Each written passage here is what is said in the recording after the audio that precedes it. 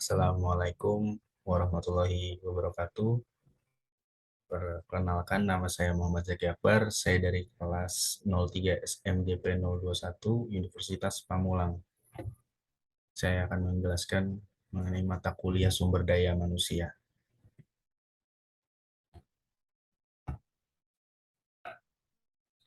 Oke, pada kesempatan kali ini saya akan menjelaskan mengenai konsep dasar sumber daya manusia. Sebelum mempelajari manajemen sumber daya manusia itu sendiri, alangkah baiknya kita pahami dari arti manajemen terlebih dahulu yuk.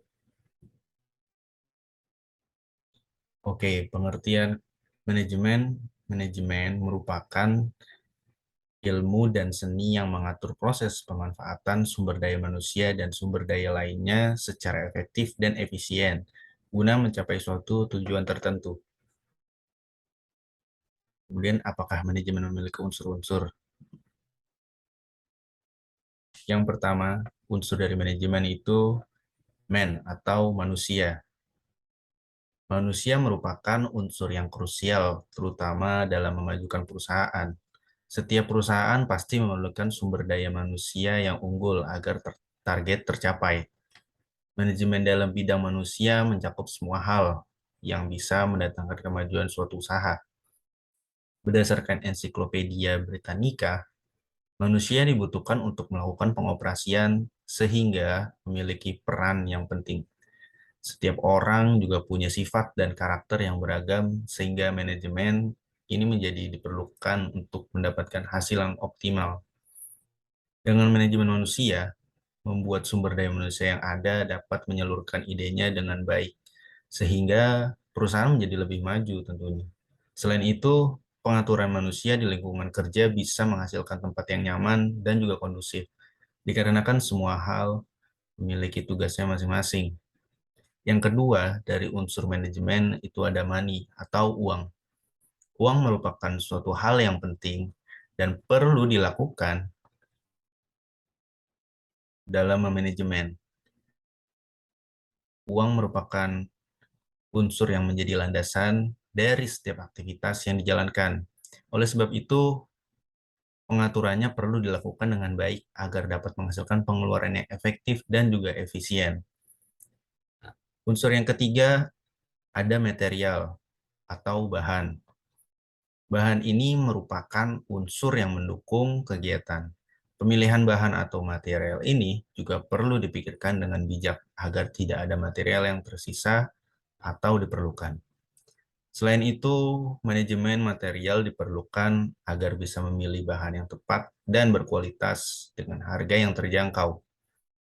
Pilihlah bahan dari supplier atau pemasok yang sudah memiliki reputasi yang baik agar nantinya bahan tersebut dapat menghasilkan produk yang baik juga. Selain itu, lakukan perencanaan stok bahan yang diperlukan serta catatan keuangan beberapa modal yang dikeluarkan untuk mendapatkan bahan tersebut. Yang keempat, dari unsur manajemen, ada mesin atau mesin. Mesin merupakan alat yang digunakan untuk membuat hasil produksi. Mesin ini biasanya dalam bentuk peralatan atau sistem teknologi yang memiliki atau mendukung agar menghasilkan barang. Manajemen mesin perlu dilakukan untuk alat yang efektif dan juga dalam memproduksi. Dapat digunakan dalam jangka waktu yang lama sampai dengan harga yang ekonomis. Jangan lupa bahwa setiap mesin memerlukan perawatan agar dapat bertahan lama. Oleh sebab itu, kelola juga bagaimana standar operasional dari mesin agar sumber daya manusia yang menggunakannya dapat mengoperasikannya dengan baik dan tidak asal-asalan tentunya. Manajemen mesin dalam hal ini memiliki jangka waktu yang rutin dilakukan. Yang kelima, ada metode. Metode merupakan suatu hal yang penting dan juga krusial untuk menjadi landasan dari berdirinya suatu usaha. Adanya metode ini berguna untuk memastikan kegiatan dari manusia sesuai dengan prosedur yang standar dalam bekerja. Buatlah metode yang bersifat menyeluruh, efektif, dan juga mudah dipahami, supaya pekerjaan yang nantinya dijalankan menjadi lebih mudah. Contohnya seperti pengaturan tentang jam istirahat karyawan yang bermanfaat untuk merefresh pikiran sehingga dapat bekerja lebih baik setelahnya. Yang keenam atau yang terakhir, ada market. Market itu seperti pasar. Unsur yang terakhir ini, pasar, itu dia meliputi strategi, pengendalian, perencanaan yang berkaitan dengan pemasaran atau promosi. Adanya teknik pemasaran yang baik akan membantu dalam meningkatkan jumlah penjualan barang ataupun jasa. Oleh sebab itu, penting menyusun pemasaran apa yang efektif agar konsumen bisa tertarik. Rencanakan strategi yang bisa menjangkau konsumen secara luas, tetapi juga tidak mengeluarkan modal yang begitu besar tentunya. Untuk bisa tetap tepat sasaran ketika menjual suatu produk, ketahuilah terlebih dahulu apa kelebihan dari produk tersebut dan juga kekurangan, kemudian siapa produk tersebut dibuat, dan produk tersebut dapat menjawab kebutuhan mereka atau konsumen. Oke, berikut ada manfaat unsur dari manajemen yang tadi saya sebutkan. Yang pertama, manajemen ini sangat diperlukan untuk mencapai tujuan baik untuk pribadi maupun organisasi. Yang kedua, berguna untuk mendapatkan efisiensi dan efektivitas dalam menjalankan suatu usaha atau bekerja. Yang ketiga, setiap unsurnya harus dipenuhi dengan baik karena memiliki hubungan yang sangat erat. Jika salah satunya tidak dijalankan, maka dapat mempengaruhi unsur lainnya sehingga tujuan juga tidak dapat tercapai. Yang keempat, dapat membuat perencanaan yang cerdas agar mampu bersaing dengan kompetitor lainnya. Dan yang terakhir, mudah dalam pengawasan dan untuk jangka waktu panjang, karena jika awalnya sudah diatur dengan baik, maka pelaksanaannya nantinya akan lebih mudah dilakukan.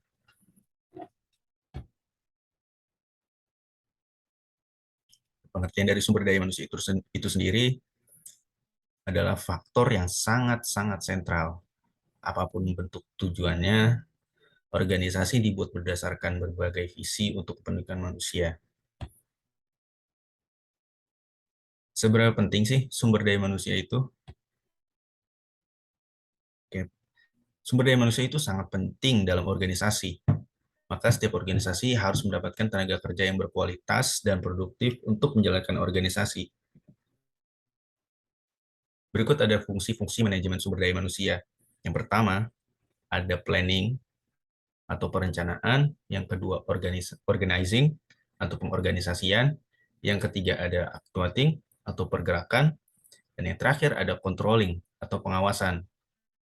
Atau kita bisa sebut atau kita bisa ingat-ingat seperti POAC. Oke. Selanjutnya ada pengertian manajemen sumber daya manusia menurut beberapa ahli nih. Yang pertama menurut Shimamura, dia mengemukakan bahwa sumber daya manusia merupakan pendaya gunaan, pengembangan, penilaian, pemberian balas jasa, dan pengelolaan individu, anggota organisasi, atau kelompok kerja. Yang kedua, menurut Hani Handoko, dia menjelaskan bahwa manajemen sumber daya manusia merupakan suatu proses perencanaan, pengorganisasian, pengarahan, dan pengawasan kegiatan-kegiatan pengadaan, pengembangan, pemberian kompensasi, pengintegrasian, pemeliharaan, dan pelepasan sumber daya manusia agar tercapai berbagai tujuan individu, organisasi, maupun masyarakat. Yang ketiga, menurut Dessler, dia mengemukakan bahwa manajemen sumber daya manusia adalah suatu kebijakan dan praktik yang dibutuhkan seseorang yang menjalankan aspek atau sumber daya manusia dari posisi seorang manajemen, meliputi perekrutan, penyaringan, pelatihan, pengimbalan, dan penilaian.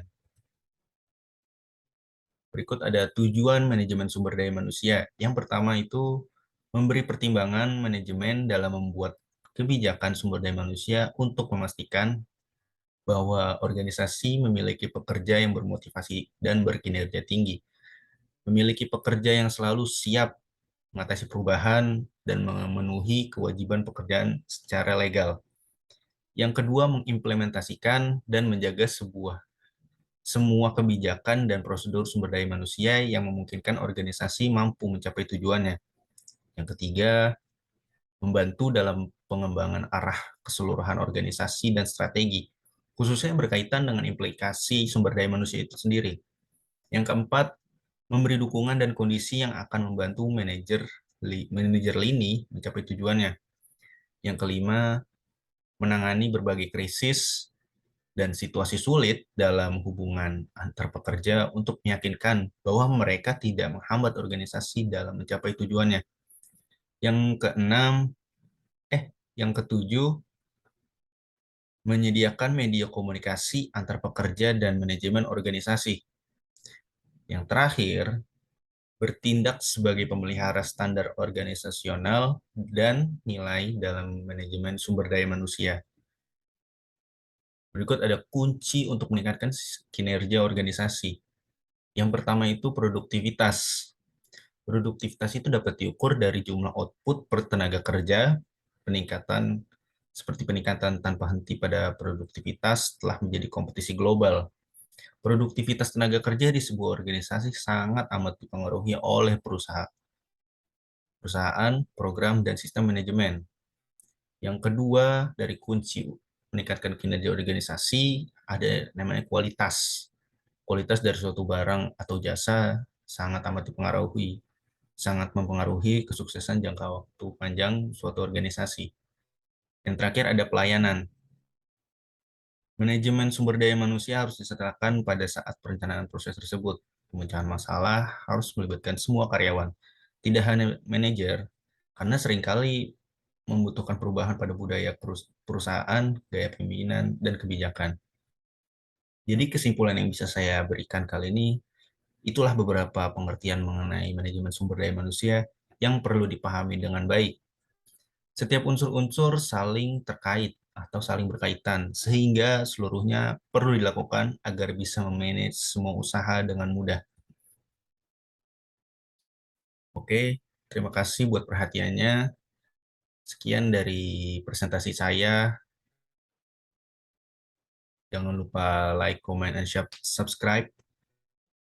Dan Assalamualaikum warahmatullahi wabarakatuh.